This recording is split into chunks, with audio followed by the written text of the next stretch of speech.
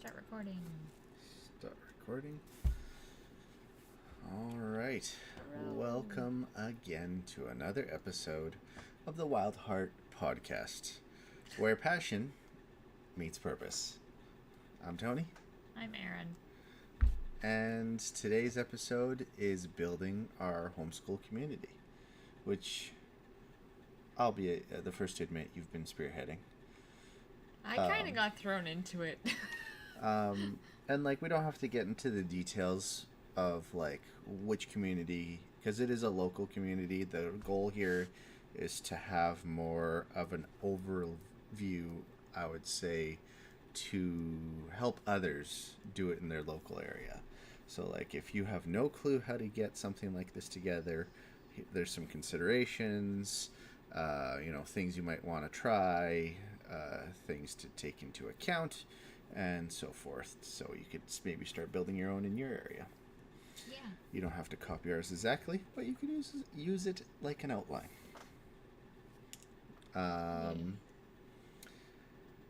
So, what have we been doing the last couple weeks? The last few weeks have been really ridiculously crazy. Yeah. Lots of, I honestly can't even remember what we've done in the last 2 weeks, because last week felt like 2 weeks in and of itself. It was busy. Yeah, the sleep aspects, as per usual with younger, it would sound like a broken record, or just parents with kids under 1 and 4. But, yeah, it's always a challenge when you have a little bit less sleep. Mm-hmm. I wanted to... I just I've been holding on to this for a little while. I don't even think I told you this earlier. But I wanted secrets. No, it's no secrets. We don't have secrets in this family. It's one of those things that something happened at work today, and I was just off. And I'd mentioned it on the drive home, and it was minorly affecting me. And I was kind of in a slump, I'll say. And so I'm really glad I took the time to kind of reset before entering the house, because this is one of those moments where when I walked in and our daughter greeted me and she had the surprise, it really made me happy that I was able to reframe and be present for her. Because if I had walked in and kind of been in a slump and brought my work home or whatnot, that could have been a completely different experience. But the way it did happen was, I came in, our daughter had Easter egg hunt a little bit early, but that's A-okay. That she had planned herself, right? Yeah. And because today your activity was painting some eggs. Yeah. Do you want to talk about the eggs briefly? Yeah, we got to test some of these eggs from Natural Earth Paints. Yeah, it's like a little egg kit, and they had these really cool natural paint powders that you mix up with water, and then you just go to town and you paint.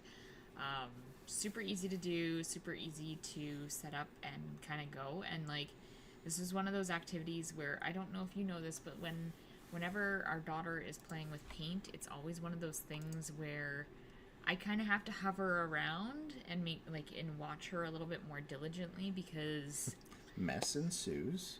And then also too, sometimes she I know it's normal to get it on your fingers, but sometimes she gets a little bit on her face, and she does weird things with the paint. So it's nice to know that this is non-toxic, safe, natural pigments, and so I could kind of have her get started with that, and then I was able to kind of be a little bit more focused on the little guy who is now crawling, and that presents a new aspect of my awareness of things. Family dynamics. Yeah. If I could just interject about the paint, because some people, I heard this on another podcast of all things, but it essentially, just because you have professional grade art stuff doesn't mean that it's good for kids. A lot of professional grade or like authentic, or what other terminology would basically double check the art supplies. Basically, some of them can be very harmful, toxic for kids. Wow. Is the long and short of things. You know, if you want authentic, you know, some of them have lead. So it's like, don't go for the authenticity because it might not be child safe. That's my tangent on the paints. But yeah, she painted these eggs, and as she's painting the eggs and she was finished, she's like, okay, can we do an Easter egg hunt? And I'm like, okay, sure, no problem. And then she's like, oh, I'll hide them for Papa. And then I kind of came up with the idea, because we've worked on maps before. I was like, oh, well, like, maybe we'll make a map for Papa. And she's like, yeah! And she got so excited, and I completely spaced it off from the rest of the day. And then, like, I think after I got off the phone with you, and I was putting our son down for a nap, she was at the kitchen table, and she's, like, scribbling away on something. And I was like, what are you doing? She's like, oh, I hid the eggs, and I'm making the map. But her map was, like, a T with little dots all over it. I was like, this is not the map. So I had to help her with that. But yeah, I appreciate it. I might have not found the eggs. No, I had no idea what she was. I'm like, so where are they? So I know where they are. But yeah, she like completely spearheaded that herself. She completely took it, and that was her thing, and it was like the cutest thing ever. She was so excited too. Well, I guess one fun activity you could do. I try to do an activity every morning before I go, like set one up for her to do. Then when she wakes up, because usually I'm gone before she wakes up, before she wakes up. But I did this for her a while back, and I guess she's reciprocating now, and like, yeah, it's very nice to have that. And anyway, the to lead back to the original thought, if I hadn't taken the time to reset and reframe my mood, if nothing else, that experience could have been completely different this afternoon. And I'm so grateful that I took the time to do that, because I was present for her, and that whole experience was just, I wouldn't say life-changing, but it was heartwarming. It warmed your heart. Yeah, and yeah, that could have, if it just goes to show, you have to take the time to do that, and not, if you can, if you can, not bring your work home, and be present for your kids, because it's really important, and you'll be rewarded in lots of ways with that. You know what the cutest part about that was? When she was like, Papa, where's my hug? Yeah. That was cute. Yeah. Anyways, I digress. Yeah, so homeschool groups. Moving forward from this lovely heart-touching moment. Yeah, no, it was important. I think it was a really important thing to talk about. The homeschool group. So you've been, tell me about it. Yeah, so actually we were out today at a little event. We're still in the beginning phases. So long and short of it is, over the last little while, obviously we've been talking about it on the podcast and stuff, that I've been looking for a community, or like a group of people to connect with, so that I could have someone else to help with the homeschooling aspects, right? Like, it's one thing, I've actually noticed, it's one thing for me to be like, yeah, I'm homeschooling, but like, because I didn't really know I know of lots of people who are in that community, but I didn't really know anyone that face to face, like internet knowing and people face to face knowing are two different things. So it was kind of hard for me to be like, okay, yeah, I'm homeschooling, but what does that really mean? And so I ended up kind of reaching out to a couple of groups to kind of come up with some, like, I'm in this area, like, can we, like, are there anyone here that's, doing stuff, blah, blah, blah, that stuff. And it always seemed to be a lot of, like, white noise or like just never got anywhere. So one thing, like, a lot of people have their own idea of what they want homeschooling to be. And if nothing else, like, again, this the group is great. I really support it. I had my like issues with it. I'll say, like, I said my piece a little while ago, but I feel like I've come around, and in the sense that, like, this is you don't it's not like we're hanging out with these people every day, and it'll, if nothing else, it'll just give different perspectives, and it'll really diversify, like, the idea sharing is really what I see it as, like, and you know, the outing activities are a great addition to it too, especially with the outdoor focus on it. Yeah, so anyways, as I was saying, Sorry. yeah, I've been kind of looking for a group, and I've tried starting one up and all that stuff, but or not tried starting one, but I've tried kind of finding one that I could fit into, and then a lady that was closer to our area kind of said that she was interested in starting one up, and that was great, but then we kind of realized that there was a lot of differing opinions. So myself and another mom kind of were chatting, and we kind of aligned on a lot of our ideals and where we were going, and so yeah, she created a group, and then she was like, and you're gonna help me with it. So, hey, not gonna complain. This is it's been very new and very exciting for me, but that's kind of like my last week and a half has been like devoted to like coming up with this, not even just programming, but coming up with like, how are we managing it? And it went so much bigger than what we were expecting, which is crazy. But yeah, our focus is more, our focus is definitely more like child-led learning, nature, getting outside, not necessarily like learning about nature, but like learning in nature. So going out on walks and talking about like the different trees, and then you can talk about like biology and like, you know, plant life and all the different things, right? The like, world is connected. Basically. And then not only that, but like also too, we're very like we're non-religious, so we're not like promoting anything. It's very nature-led. What else can I say about our group? What was so like, you obviously the story is one thing, and you know, part of the group creation was just a need for, we found a lot of the schooling groups in our area were very religious, and no, we don't have anything against religion, we just don't feel it's a core value for a homeschooling group for us.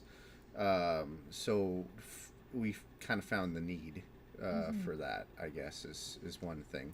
Yeah. So obviously connecting with people in the community is, you know, if there was a step 2, you know, find the need that you want, and then, you know, start connecting with people in person, because, you know, there's a lot of in every online community, there's a lot of people that are keyboard warriors, and they have lots of ideas and little action, and finding people that take action is important, I think, especially if you're joining a community that wants to take action. So, you know, it's finding your people, if you will, and, you know, it's not an overnight process either. And do you have any learnings from that?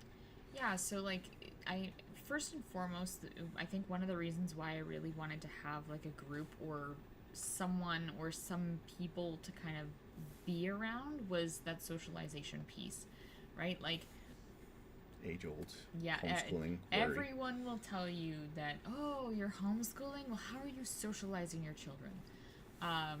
And like, yeah, you can do so with activities and different things like that, but our daughter is she takes some time to warm up to people. So if we don't have consistency with the people she's seeing, it's not as, I don't know how to phrase it. She'll kind of tend to stick to her own self, instead of engaging with other. She's a people watcher, and I support that. She is a very good people watcher. She's hilarious. And you should she'll feel you up before, you know, she starts even interacting, because Yeah. you know, that's a cautious and beneficial behavior in Yep. my humble opinion. Yeah, so the socialization piece was really huge for me. I wanted her to be able to have like some people that she could interact with and maybe start to develop friendships and just know how to like, you know, build relationships with people that are not just her parents Yeah. and cousins and stuff. And then the other thing too was I was really looking for support for myself as well. You know, like we're choosing to homeschool together, but I've never homeschooled before. Me I neither. have no idea what that looks like, and I wanted someone that I could like not lean on for support, but to walk through this process together. And me working all the time is like, obviously I'm all on board for this, but like I just don't have I'm not there all the time, so for you to be able to bounce ideas off of somebody and back and forth and start like basically it kind of forced you into I hesitate to say curriculum, but like activities, I'll say, you know, start driving activity based interaction and just group activities. But Yeah. Well, and I think too, like, I see us as a unit, right? Like, you're working, but I know just about as much as you do, maybe a little bit more, because I've done a lot of research on this stuff. But if I'm like, what are we supposed to do for this this situation with homeschooling? I don't expect you to necessarily know the answer more than what I might, but someone else who's, you know, also doing their own research or looking into things or has a different perspective might be able to bounce an idea off of me a little bit easier than like us two, because we're kind of like one mind here. It's a hive mind sort of thing. But yeah. I will say, I think through this, like through the start of creating the group and finding your people is finding, it helped focus what our goals and expectations are for homeschooling as well a little bit. So if you're struggling with like, what do I do? Am I doing unschooling? This, that, you know, pick your label. It really helps you kind of through other people's input and what they want to do. It's like, well, I don't want to do that, or I do, that sounds really appealing, or, you know, like, what are you talking about? Or, you know, there's just as in any social dynamic situation where you have people with varying opinions, and usually homeschoolers, I would say, are probably strong-willed, and they have their own perspectives and opinions, which is fair. It's just, do I align with that? Maybe not. So I'm sure it works just the same in any school environment. It's just, in a school environment, you don't get to choose. But I have to go along with the group. Yeah, you just have to kind of go along to get along. Yeah. Well, and that's kind of like how with one of the groups that I was kind of looking into and trying to suss out to see if it was going to be a right fit for us, they were talking about how they want very like structured lessons, and they want to do like science fairs and talent shows and like show and tells and different things like that. And I'm like, that doesn't sound like what we're looking for. And like, in a base idea, it's not a bad idea, but it sounds, I think you've mentioned this before, you're like, well, this is just school, not in school. Yeah, it's schooling at home. And which is like, again, some people, that's homeschooling. Yeah. And who knows, we might come to a point where we might want to do a science fair as an experience, and like, we could pick and choose these activities, and we haven't like burned any bridges with any other groups. It's just we're our focus right now is not that. Yeah, and I think also too, because our daughter is so much younger than a lot of the kids that we were kind of having the hopes of interacting with. Like, a lot of them were already into the early years of elementary and further along. It's like, well, my daughter would just be starting kindergarten next year.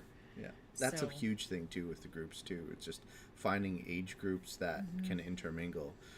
The expectation wouldn't be that they're all the same age, the kids, because we have two, and other families have 2, 3, 4. Some of them Yep. that we met, and so it's just like, yeah, I expect there to be a group of kids, like a schoolyard type interaction. yeah. But it's not going to be all the same age within 1 or 2 years sitting in a same classroom, so on and so forth, because other than school there's no other places that you have that.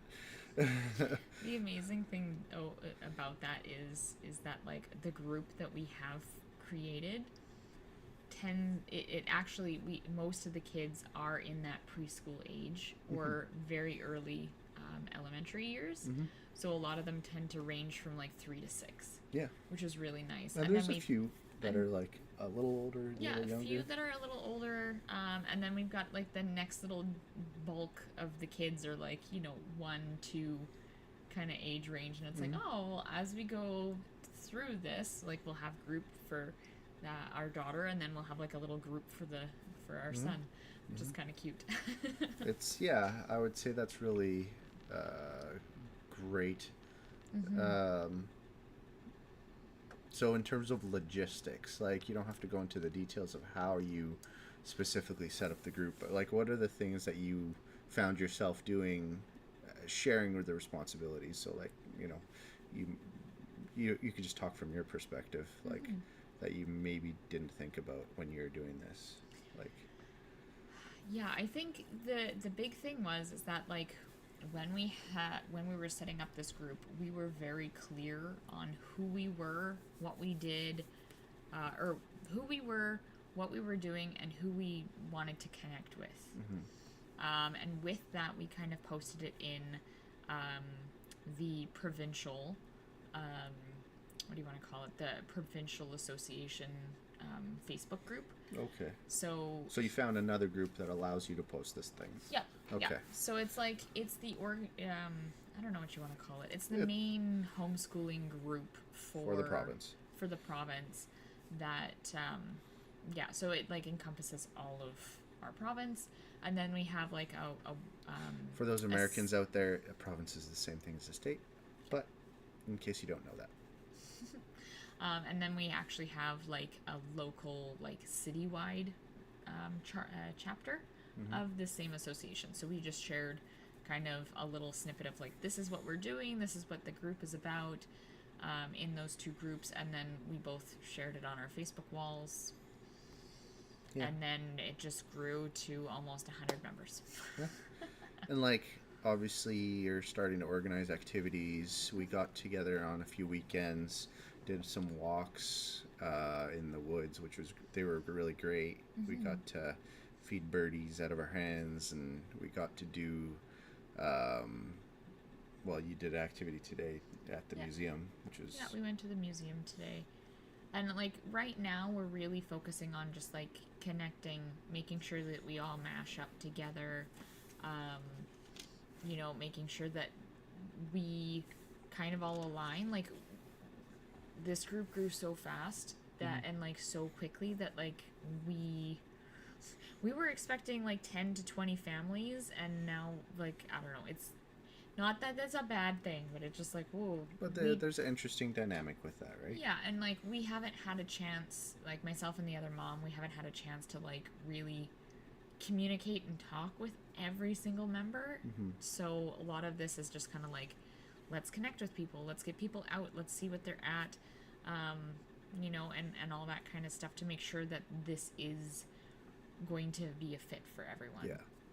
But we are planning to do a lot of like almost more life skill type activities. Like we've talked about even doing like bushcrafting or doing like foraging walks. So like foraging for herbs, foraging for like berries and mushrooms and things like that. So that kind of stuff where you can teach like all the things that I'm excited in. To that they want to do I think at the end of March, we're going to be doing some basket weaving, which is just kind of fun. Yeah. And then like some sort of Easter slash spring equinox type of activity. Yeah. So, the recruiting, we kind of went over. It was a basic, you just share in other groups, check with other groups to make sure that it's okay allowed. to share. Some groups don't like you recruiting from other groups. And I get it. It's just, you're here to build a community, and somebody comes over and starts advertising or something else in your group, and you're like, well, that's not what we're about here. Like, I think you ran into some challenges I was with gonna that. say, we just had that happen today. So, like, maybe you want, like, essentially you had to, you're forced into, anytime you run any organization, you're forced into like policies, procedures, and you have to just iron them out, because otherwise it's the wild, wild west, right?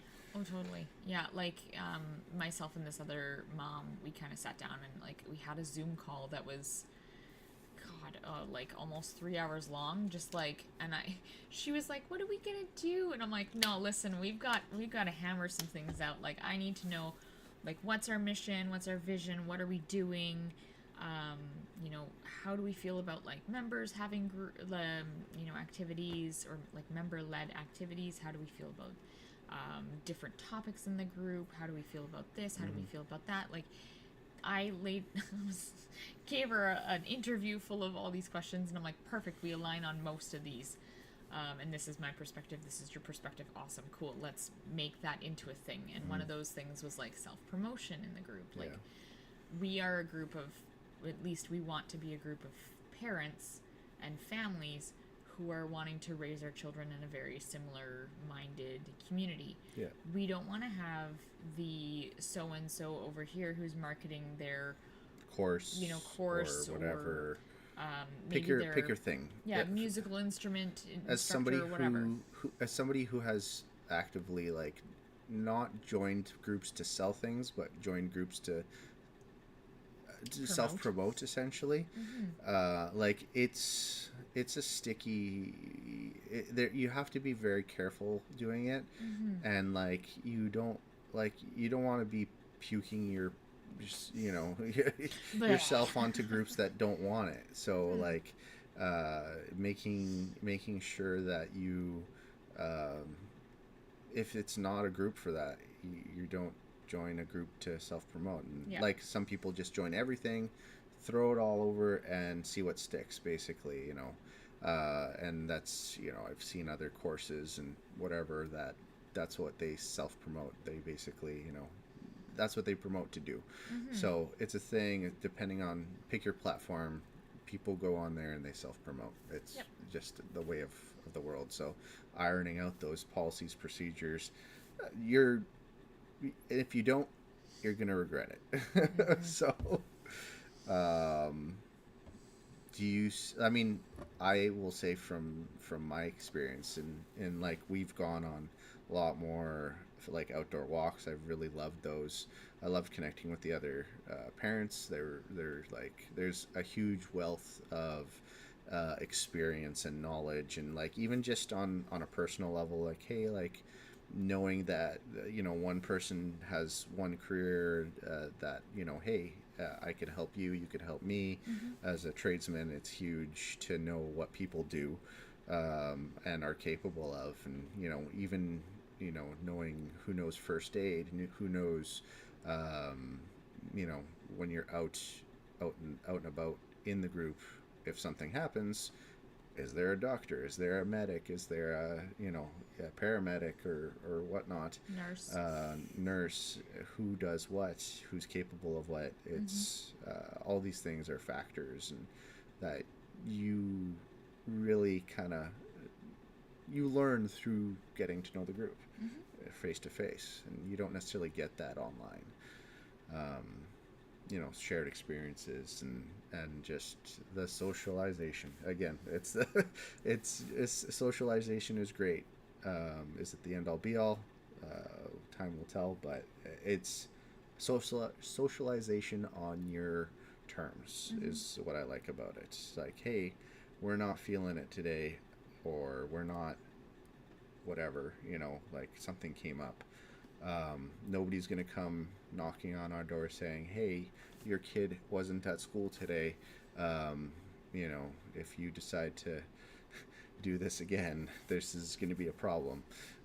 So yeah, and I think too, like, specifically with our group, our goal is not necessarily just to educate the kids, but also to foster a lifelong learning experience. So like, we're a little bit selfish, because it's not just learning for the kids. It's we also want to share as parents our different interests and knowledge. I'm excited to learn with the the kids. Totally. Like the family that we've started this with, they are amazing with like mushrooms. And I'm like, I don't like mushrooms, but I want to know what you know. And then they found out that I'm taking the herbalism diploma, and they're like, ooh, let's share some information here. And it's like, already there's an exchange there. They're like, let's show you where our blueberry patch is. I'm like, all right, I love this. Yeah. And like some of the other people as well, like, a lot of, a couple of people that we actually have in the group have farms or little homesteads, and they're like, allow them to come out to our farm. We'll do like a little demonstration day. I'm like, that's awesome, especially for us. We're going to be doing homesteading. Because we want to homestead. I want to learn from people who are doing this, right? Yeah. And having that community of homesteaders. It's, if you're not familiar with homesteading or what it entails, it's a different kind of person who wants to homestead. Somebody who's lived in the city their whole life, loves the convenience of it. The homestead lifestyle isn't always appealing. It's a lot of hard work, but I feel it's one of the most rewarding ways you could be. So you're essentially trying to be as self-sufficient as possible on your own land. Yeah, and for every good reason you could think of. So if we don't have to go into it today, but maybe in a future episode we could talk about homesteading. We could. Hopefully we'll be homesteading sooner than later. So I think that's a pretty good summation of like just the idea of creating your own homeschool group. And any final thoughts or? Yeah, just like obviously we're still in the infancy of this beautiful little homeschool community. And like where I see this really going is obviously, a pooling of knowledge, right? Like I said, not just for the kids, but also for the parents. And I keep calling this my village because I don't know how often I've heard it, but like, I can't remember the exact quote, but it's basically like... It takes a village to raise... Yeah, it takes a village to raise a child, and it just like, in our modern day and age, we don't really have that village aspect. We have parents who generally are both working. We have grandparents who are probably either still working or are retired and maybe not necessarily able physically to watch over the kids as often. Well, it's the atomic family model, right? So it's... is it atomic or nuclear? Atomic? I don't know. Whatever. I don't know. Either way. That is the what we're trying to get away from. I like your family, your village. Yeah, analogy. I want to be able to know the people and the parents that like my kids are hanging out with. I want to be comfortable with having those people come over and like actually knowing them on a certain level. And like short of going and finding a commune somewhere. No, not into that. Not my idea of fun. No. But this is a nice way of like, okay, we are all aligned in the same goals. We have the same kind of ideas of what we want to do. And yeah, like I see us having lots more activities where like, we go up to the museum one day. Maybe we have like a learning about how to forage for different medicinal medicines or whatever. We'll have a bushcraft. I for sure want to do a bushcraft thing. you know, whether I lead it or somebody else leads it, you know, I have a lot of bushcraft knowledge, and it doesn't have to be specific, you know, as simple as starting a fire. You know, it's a life skill. I know I almost feel that's almost kind of too intimate. I feel like I want to be the only one there with the kiddo, but you are more than welcome it's to do it one on of those. your own. I know Okay. it's now that I'm thinking about it. Anyway, the first time, like, but anyway, it could be a group activity with lots of people who maybe don't know, right? Yeah. I don't know why, but I also see you like some weird way like teaching blacksmithing. Like there was a couple of parents there that were like, yeah, blah blah There's blah. a few other blacksmiths there. Yeah, I know, and I'm like, I would love to see you guys. I mean, the kids would have to be a little bit older, but I'd love to see you guys get together and do like a blacksmithing day. Well, I'll tell you right now how you do it with kids with Play-Doh. The way I've been doing it in the kitten, I've been doing it already. So I'm gonna pass that along to. So the everybody other mom. brings a flat surface. I have at least 4 or 5 anvils in the garage that are kid size, and so you just have to bring your kid's first hammer and your Play-Doh, and you just learn blacksmithing techniques on Play-Doh. So there's an idea for you if you want to do a blacksmithing class with your kids. You know, I could just pull from the classes I've already taken, the basics and so forth. I think that would be so fun. Because as soon as I was like, oh, there's a couple of other people who are talking about blacksmithing, I'm like, you need to do a blacksmithing group because that would be so much fun. Yeah, we'll do it. Probably when it's warmer. Oh, yeah. And not snowy, blizzardy outside. But yeah, we could do that. I think like spring, summer, fall. I wonder if my blacksmithing teacher would be up for something like that. He would be willing to either just to rent show forge and show, you know, do the kind of demonstrations on the fire, if you will, and how to start that fire. Yeah. Anyway, I'm sure we could.